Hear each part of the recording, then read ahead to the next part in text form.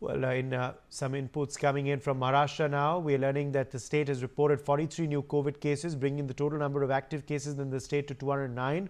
Mumbai continues to report the sharpest surge with 242 cases reported in the month of May, including 35 yesterday alone. Shahid Ansari is live with us on this big story. Shahid, the situation regarding COVID, of course, remains concerning in Maharashtra. What is the latest COVID case count from Mumbai and the state?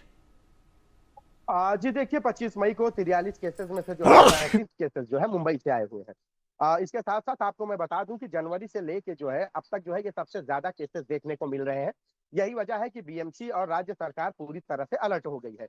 Mumbai में अगर हम बात करें alert की और alert के बाद क्या हालात रहेंगे और उन हालात से कैसे निपटा जाए, इन सारी बातों को देखते हुए प्रशासन पूरी तरह से मुस्तैद है।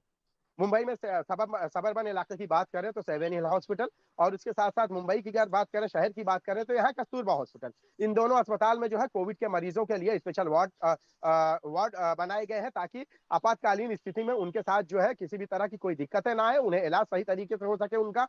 और खासकर महिलाएं जो डिलीवरी वाली महिलाएं हैं उनके लिए भी जो है स्पेशल वार्ड का इंतजाम किया गया है। और ये भी कहा गया है कि बीएमसी की तरफ से कि ये जो भी केसेस आए हैं इसको लेकर आप घबराएं नहीं, बल्कि अगर आपको किसी भी तरह से कोविड के कोरोना के लक्षण आपको दिखाई देते हैं, जिनमें बुखार, बदन दर्द, जुकाम, सर्दी, गले में खराश, नाक में खराश, इसके अलावा उलझन, ये सारी चीजें अगर आपको दिखाई देते हैं तो आप समझ लीजिए कि आप कोविड की जद में आ चुके हैं। लेकिन इसका यह मतलब नहीं है कि आप घबराएं, बल्कि इसका इलाज कराएं, स्थानीय हॉस्पिटल या स्थानीय डॉक्टर से इसके बारे में बात करें और इलाज कराएं। और क्वारंटाइन के जरिए जो है इन सारी चीजों का इलाज है। इसके साथ साथ आपको मैं बता दूं कि मुंबई के उन सारे इलाकों में जहां भी छोटे छोटे हॉस्पिटल या सरकारी हॉस्पिटल, बीएमसी के हॉस्पिटल, उन सारे हॉस्पिटल में आइसोलेशन वार्ड जो है बनाए गए हैं।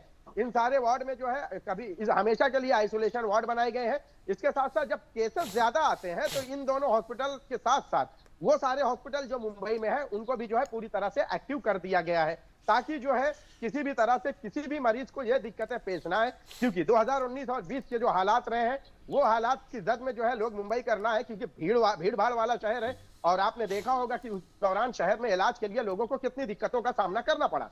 यही वजह है कि लोग जो है इन हॉस्पिटल में जो है जो इंतजामात है कोविड से निपटने के लिए पूरी तरह से निपटने के लिए तैयार है। लेकिन वही बीएमसी ने यह भी कहा है कि आप इससे घबराएं नहीं।